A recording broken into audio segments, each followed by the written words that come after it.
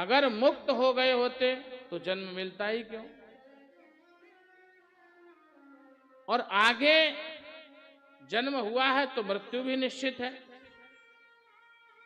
तो मृत्यु निश्चित है तो ऐसा कर्म करें जिससे हो सके तो जन्म न लेना पड़े। मुक्ति हित्वा अन्यथा रूपम स्वरूपेण व्यवस्थिति। बार बार के आवागमन से मुक्त हो जाएं, अपने स्वरूप में स्थित होकर के स्थित रह जाएं, सर्वोत्तम है।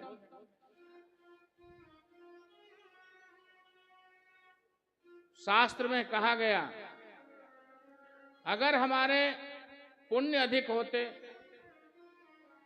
तो भी मानव शरीर नहीं मिलता, अगर पाप अधिक होते तो भी मानव शरीर नहीं मिलता।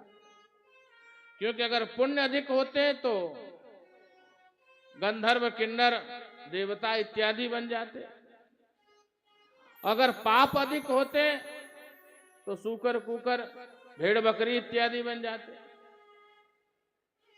इसका तात्पर्य है कि पाप और पुण्य जब दोनों सम होते हैं, बराबर, भगवान ने ऐसा वातावरण दिया और ऐसे इस अवसर का भी लाभ व्यक्ति न ले पाए।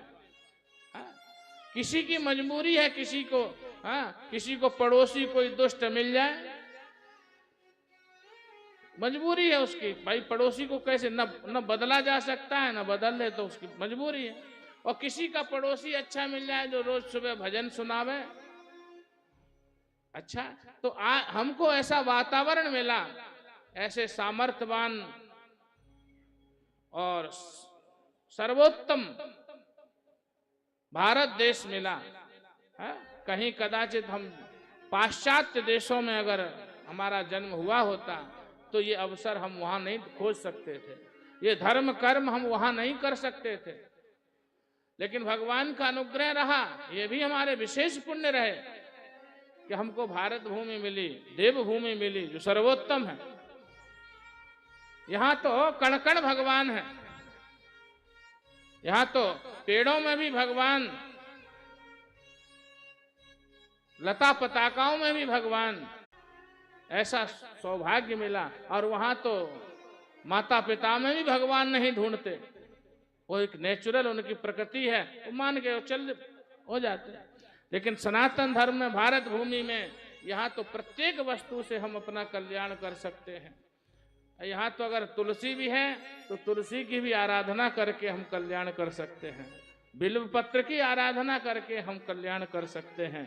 हाँ, शिवालय में जाकर के शिवजी का दर्शन करके हम कल्याण कर सकते हैं। कुछ नहीं है तो घर में मातृदेवो भव, पितृदेवो भव, इतने उन्नत साधन दिए। अगर कहीं जाने की इच्छा न हो तो प्रथम गुरु माता की आराधना देव बुद्धि से करें तो भी भगवान की प्राप्ति होगी। पिता की आराधना देव बुद्धि से करें तो पिता की आराधना से भी देवत्व की प्राप्ति होगी। आचार्य देवो भव, आचार्य की उपासना अगर देव बुद्धि से करें तो भी कल्याण होगा। ये सनातन धर्म है। यहाँ तो कल्याण के कई मार्ग हैं, थोड़ा सा सावधान अगर बना रहे तो भगवान का अनुग्रह हर क्षण प्रतिपल मिलता है। इसीलिए देखो शास्त्र ने कहा गुरुर् ब्रह्मा गुरुर्विष्णु गुरुर्देवो महेश्वरः गुरु साक्षात परब्रह्म तस्मै श्री गुरवे। गुरु ब्रह्मा है, किसके लिए? शिष्य के लिए, है ना। और क्यों ब्रह्मा है? इसीलिए ब्रह्मा है कि ब्रह्मा का कार्य क्या है? सृष्टि करना।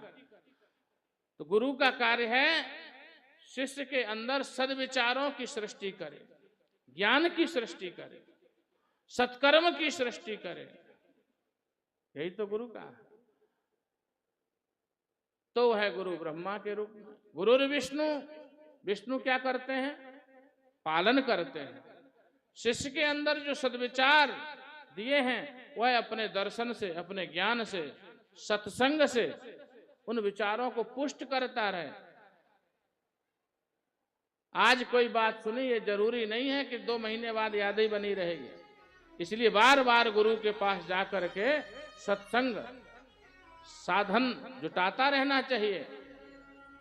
तो गुरु के वाक्य से, गुरु के ज्ञान से जो हमको साधन मिले हैं उनको पुष्ट करता रहे, पोषण करता रहे उनका, ताकि ऐसा ना हो कि अभी 4 दिन पहले माला शुरू की और 5वें दिन जाकर के झोली माला उठा के रख दी, बंद कर दिया, ऐसा नहीं है ना।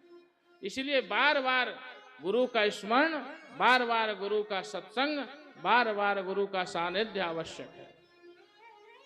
वही गुरु विष्णु के रूप में, गुरु ब्रह्मा गुरु विष्णु गुरुर्देवो महेश्वरा, गुरु साक्षात शिव है। क्यों है?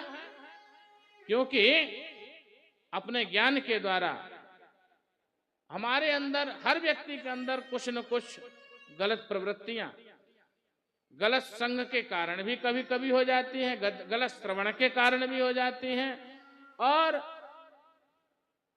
अपने प्रमादवश भी गलत वृत्तियां हो जाती हैं। तो इनको जैसे शिव क्या करते हैं, संहार करते हैं, ऐसे ही भगवान गुरु के रूप में, शिव के रूप में प्राप्त है, हमारी दुष्प्रवृत्तियों का संहार करें। और गुरु साक्षात परब्रह्म, परब्रह्म क्या है? प्रकट ब्रह्म का नाम ही राम कृष्ण इत्यादि होता है ना। प्रकट ब्रह्म राम कृष्ण इत्यादि हैं, जो अप्रकट जो शक्ति है उसी को हम ब्रह्म कहते हैं।